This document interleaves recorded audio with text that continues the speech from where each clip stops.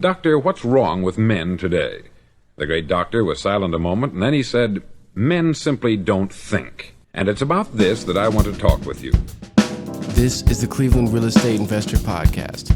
Today we have Reilly and Mike Ferrante discussing how to set goals for the new year, being aware of how close or far you are from the goals you set, mining your data, and more. Stay tuned. But first, a word from our sponsor. If you've been listening to this podcast, then you understand or should understand the pitfalls of investing in Cleveland real estate. Say you're looking for an investment property to rent, and these are the things that could happen and often do. You overpay for a house, and it's in the ghetto. Then you find that it's a money pit with endless surprise repairs. Your hapless property manager, who may be the brother-in-law of the realtor, gets a tenant who after 3 months stops paying the rent. Then the toilet explodes, and you have nobody to repair it because, guess what? The property manager is not answering the phone. Yep, that's the ugly side of the Cleveland real estate market. But we have a solution. Buy one of our properties. It's been inspected. It's been vetted. It's in a rock-solid part of town. It comes with a Gold Star tenant paying top dollar rent, and we manage it. Call us at 216-371-8160 if you're interested. Hi, everybody, and Happy New Year. And with me in the afternoon, not the morning, is my partner in crime, Mike Ferrante. Mike, with the coffee cup in hand? No? Yes? Just finished my coffee, actually. Afternoon cappuccino today. So what's the count? How many cappuccinos or coffees? I'm still on the same routine. Morning cup of tea, afternoon or noontime espresso or cappuccino. All right. Okay. All right. Well, as you heard in our opening, Mike hasn't heard it, but you listeners have. We start out with an old chestnut, Sage, one of the first of the mentors following in the footsteps of Dale Carnegie, the legendary Earl Nightingale, talking about goals, setting goals, the importance of knowing where you're headed, having a plan. And over the Christmas break, Mike, I was, I kind of look at old articles that I clipped and saved going back 4 or 5 years, look what happened last year, and setting the goals and aspirations for this year. And I don't know what led me to listen to Earl Nightingale, but I started listening to it. It was like preaching to the choir. And Earl talks about goals and how many people don't think. They don't really think about it. And I thought about all the podcasts we talked about, assembling your team, knowing your numbers. And, this brought it all home. And so this is what I want to talk about on this podcast, which is setting your goals for this year. And what does that really mean? So your thoughts, Sure. Initial thoughts, Mike? Yeah, I mean, this is the time of year we talk about this stuff. The other thing to add on to that is we talk about goals, and then how many of us circle back and review them and track how we're doing against those goals. So it's not just a one-time event each year. It's an ongoing process. It is an ongoing process. In fact, we had a meeting this morning where we were reviewing how the year went, and it was a little bit of a stormy meeting. I'm not going to name any names, but it was a major learning lesson because we were projecting that we were going to hit X for the year, revenues for the year, and we ended up hitting Y. And the last time I got projections for the year, because I was tallying up our scorecard, how much did we make on the contracting side? How much are we making on the property side? Et cetera, et cetera. What's our overhead? What's our office salaries? Trying to get a sense of that final number of what we actually made. And I talked to one person, and they said, well, this was in mid-September. Well, our number is going to be, we're looking to make this, which includes the building rent. And well, guess what? There was a $75,000 difference today. Wow. 75,000. Now, why are we finding this out now? Okay. I mean, I get that things happen. You got to replace the boiler, which we did at one of our properties. We had some vacancies. Yeah. But what was staggering was how we just found this out. Yeah. And so people let's get real about what goals are and the actual following the goal process and just paying lip service to it. And how often in life do we just pay lip service and we don't really challenge ourselves? Are we really losing weight? Did we really save money? Did we really have our expenses under control? It's the first step is just being aware of what you don't know and what mistakes you continually keep repeating. And I know just in the last couple podcasts, we talked about the illusion of wealth, where right. The illusion of making money. The one I didn't hear you say on your list is, did I really make money? Yeah, exactly. And I think with people, one thing about real estate is that those two words connotate a lot of things. Did I really make money in real estate? Now, if you're a garbage man, if you're collecting garbage, one of those Sanford and Sons deal, junkyard or something like that, people assume you're not making money. But in reality, a lot of those jobs that just don't seem that sexy, they're printing money. Literally, it's very profitable. These undersexed industries, while real estate, oh yeah, I'm in real estate. So ergo, I'm going to make money. The reality, folks, if you're in real estate, it's like owning a restaurant. You're not making any money. Most people don't make money in real estate. And the reason is because they're looking at that shiny bauble on their business card that says, I'm in real estate. Go ahead, jump in here, Mike. Yeah. I mean, I know we talked about this a couple podcasts ago, but if it all boils down to tracking and measuring, you set the goals, you buy a property and you think it's making, like you said, X, but really at the end of the year, you got to evaluate and see what you're really making, and I know you like to poke me in the ribs about my coffee cup picture, and that does look good. I cleaned up nicely that day, but there is that sexy side to real estate. And I think that people get enamored with it, and it tends to make them lose focus on what's really important. Yeah. What's really important is, as Earl Nightingale says, he says success is not necessarily about making a lot of money. Success is about attaining the goal you set. So if you want to be a school teacher, he says, then you become a school teacher and you enjoy your job, you are a success.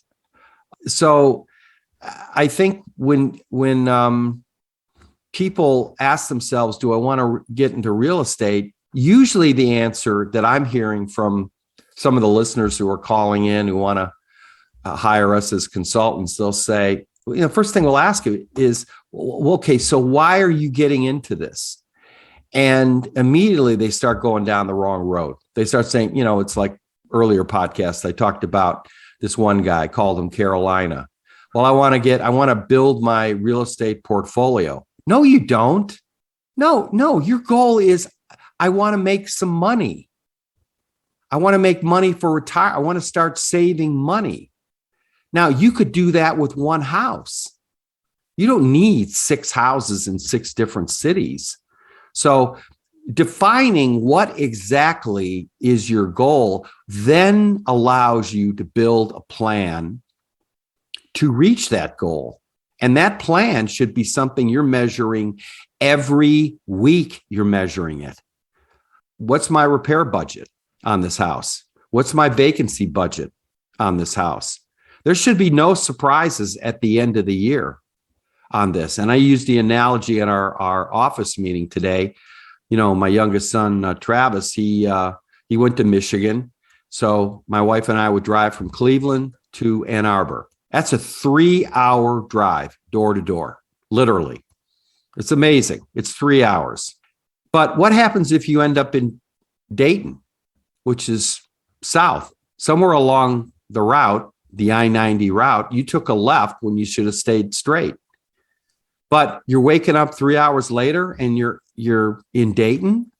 Well, why didn't you realize that as soon as you made the turn, when you're passing a town you never saw before? And that is what having a working plan, having those numbers, they're feeding you these numbers to see how you're doing on your reaching your goal. Yeah, I get it, Mike. We set the goals, and then we have a tracking system that we use, and I'm looking at those numbers monthly, and it's probably not frequently enough. But going back to what you started with the goal setting, whenever I sit down with agents or investors, the first thing I ask them is, what is your why? Stealing from the great Simon Sinek book, start with why. And you're right. A lot of the whys I hear, I'm like, really? That's, are you sure that's your why? So, to focus on the investor part of this, I'm kind of curious what you think the right kind of whys are. Like when you start talking with investors who want to consult with you, you talked about what the wrong ones are. What are some of the right whys that, for investors? They want to start saving money. So a savings tool. Yeah. They want to, and they think that, okay, well, I've got my IRA, I got my 401, I've got some money in the bank. Now I want to diversify and get into real estate. And Cleveland is known to be an area that could be a good place to invest. And then it's going to appreciate. I can buy homes cheap. They don't understand that, yeah, you're buying homes cheap, but you're not getting much in rent because it's a cheap house, right? Yeah. So, yeah, that seems to be the why, but it is very fuzzy. Yeah. Very, they don't really have a plan. They've already bought the house. There's no plan there. There's no property manager. They're buying the house. Now they're going out and doing a property manager. It's almost like somebody who graduated from college and goes to a job fair or gets their resume together. It's a little backwards.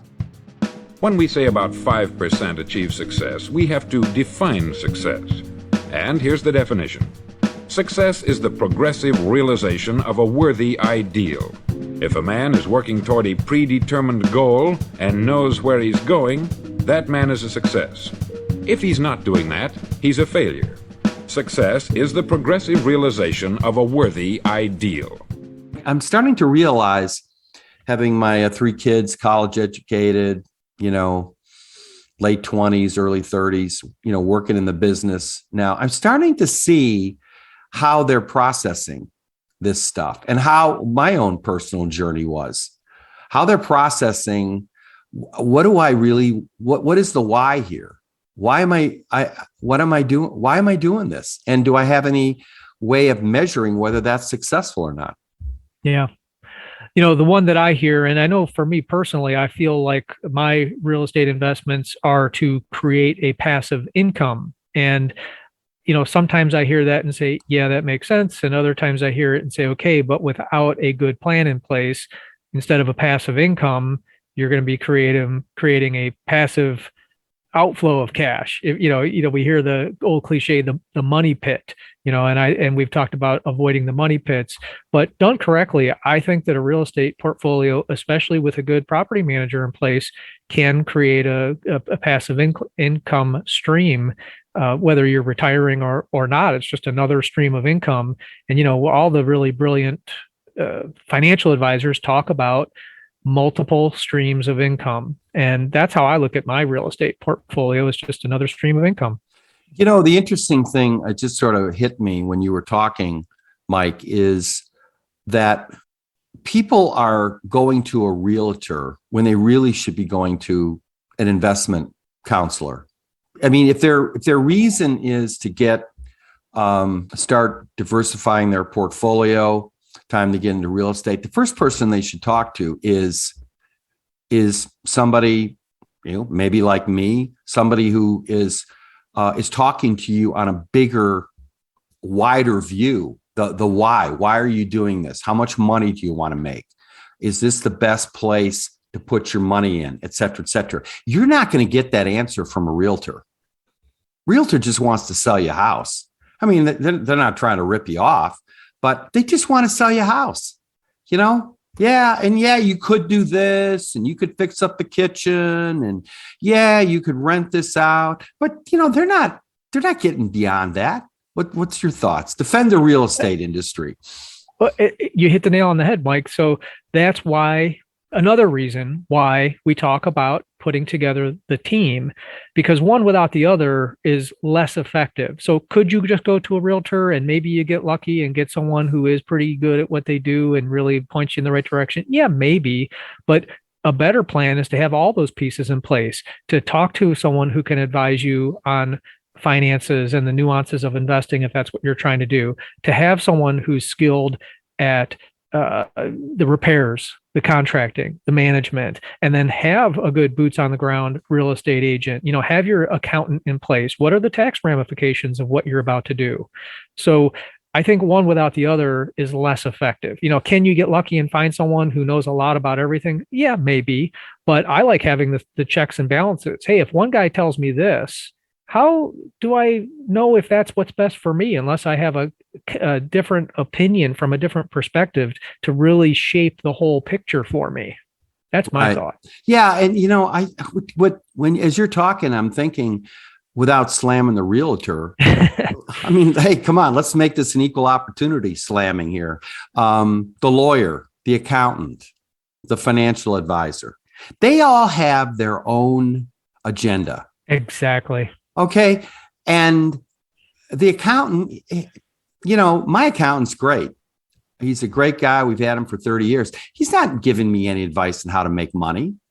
That's right. Okay. It's all about tax strategy. Mm-hmm. And for the lawyer or the insurance guy or person, you know, they have their own narrow niche that they fill. And even the investment guy or woman, or man, woman, person, whatever. But the investment person, they probably have their own, you know, shopping cart of stuff they want to sell you, like this mutual fund, this, that. And everybody's honest. It's not like they're out there, you know, trying to rip you off. But it sort of dawned on me, there's nobody really talking about connecting Cleveland real estate to the actual, are you going to be making money? And maybe it's taken a year and a half of doing this podcast for the light bulb to go off in my head, which is this podcast is not necessarily about Cleveland real estate. It's actually about, are you making any money in real Right. estate, right? Yeah. Or our classic, everyone's making money but me. Yeah, I was kind of stumbling around in the dark, but I knew my instincts were good because we started this a year and a half ago. Remember that company in London, that investment company that bought Chadbourne? Oh, yeah. Sharp guys, but man, they sure got beat up, didn't they? Yeah. I mean, they're bond traders. They're investment. They were just kind of dabbling in American real estate. They lost their shirts in this deal. And we ended up buying them out at a discount. And, you know, and we've seen that other people who, you know, Grayton, this Australia group. I don't know if you were involved in that deal. We were managing it. And I felt so sorry for these people that started this investment club in Australia. They had some carnival barker come around and he's talking up, you know, buying, you know, property in America and They got hosed. They couldn't believe how much money they lost on this house. And from that, we started preaching property managers more with a slant towards, is this the right course for you, investing your money? Yeah, I'd love to chime in on that because you brought up the carnival barker. You know, how many stories have we heard, Mike, about the overseas investment class where, you know, this guru teaches how to make money in real estate? And you know, as long as we're slamming different professions here today, let's throw these guys in. You know, and not to say that all of them are crooks, because I'm not saying that, but here's the thing: they're giving advice, and it's this unilateral, universal advice that they're giving that doesn't really have a context. It doesn't translate to every single market. And even Zillow, look at what Zillow did. They got their butts handed to them in buying houses, something that they are experts at. They're the top used real estate website in the world. And when they exited the iBuyer arena, do you know what they said? Their quote, and I'm paraphrasing, was, "Gee, it's really hard to predict home values." I'm like, what? That's what you guys do for a living. And so this guru is telling them, do this, do that, you'll make a ton of money. And then these guys come here and do the things that they're told, and then they're wondering, well, gosh, that didn't work. I wonder why. You know what is so, I don't know, maybe it's just the first of the year. I've had a couple of weeks to kind of think and ruminate, over this. And I'm going to have a couple of strategy meetings, this week and next week. But, do you remember the crash in 2008? Who doesn't, right? The real estate market, all these poor people who borrowed against their house to pay for college education. All right. Yeah. They borrowed up to, they were encouraged to borrow, to use this equity and to leverage that equity to, paying their way through a top flight school for their kids. And then the market crashed. And now they thought they had 20,000 in equity, and now they owe 40,000. They're so underwater now. And guess who dropped out of college because that's not what they wanted to study, or who graduated from college with college debts, loan debts, plus what their parents had scraped together. And now they can't get a job in photojournalism or in cooking. And who are the two rackets that nobody ever held to account? The colleges and the banks. Well, the banks got pummeled, but did you see anybody at the top of the banks lose their bonuses? A lot of people got laid off, but nobody was held accountable. And who got blamed on CNBC? I'll never forget this. I was watching, it was like February, March 2009. And I was telling my customers, not clients, but customers, I just said, stop paying. Just stop paying your mortgage. What's the point in paying a mortgage that you're 30,000 under? And be prepared to walk away in a year. And there is a guy, I forgot his name, Mark Santilli. I want to say Mark Ferrante. No, Santilli, Rick Santilli on CNBC. And he is excoriating these people who are walking away from their mortgages. And guess who was also walking away from their mortgage a couple months later? The Mortgage Banking Association stopped paying on their mortgage for their building. Oh, no kidding. And they were hailed in the Wall Street Journal as financial wizards. And you see United Airlines, American Airlines, all these big institutions who stop paying on their pensions and declare bankruptcy as an accounting tool but when the average Joe Blow does it, somehow they're a failure. And then think about, Joe Biden, who I like, got out of Afghanistan. And all these people who were part of the Afghanistan thing were actually criticizing Joe Biden. How many years were there? 10 years? What? You didn't make any mistakes? Okay. Yeah. Wait a minute. Wait a minute. We should have gotten out of there 6 years ago. Obama. I like Obama. Trump, hate Trump. But at least Trump was talking about getting out. I don't want to sound like talk radio here. But my point is that who do you really trust for your advice? If you have any questions for us or topics you want to discuss or even just want to say hi, you can email us at theclevelandrealestateinvestor@gmail.com. And I think when I think about how we got into real estate, Mike? I don't actually. Okay. I got into real estate back in 2003, 2004 We bought Ellesmere One, which we sold this year. That was our first investment. I got in there just to keep my guys busy in the winter. The contracting company. I mean, I was not looking to be a real estate mogul. I mean, renting houses, forget that. I never even dawned on me. All I knew is that we were always slow in the winter on the contracting side, the painting, roofing, contracting side. So I thought, well, why don't we just buy some properties? We'll fix them up. Maybe we can flip it. And I found we couldn't sell it to make what we needed to make. So we started renting the house. Mm-hmm. That was the beginning of the acquisition of real estate, purely to keep our crews busy in the winter. And then we'd end up renting them, 1 year. And so we slowly started building a portfolio. But we had such a profitable business that we didn't have any debt. We were buying these properties in cash for $40,000, $50,000. And then we'd use our credit line to pay for the rehab. And all of a sudden, you've got a house you bought for 50, it's now worth 200, and you're renting it and you don't have any debt. So I kind of stumbled into it. But I didn't stumble into it with the idea that I'm going to be some real estate mogul. Yeah. I the way I started was I started with investing in mind. My first house was a single. I lived in it for a while, fixed it up, moved to the next one.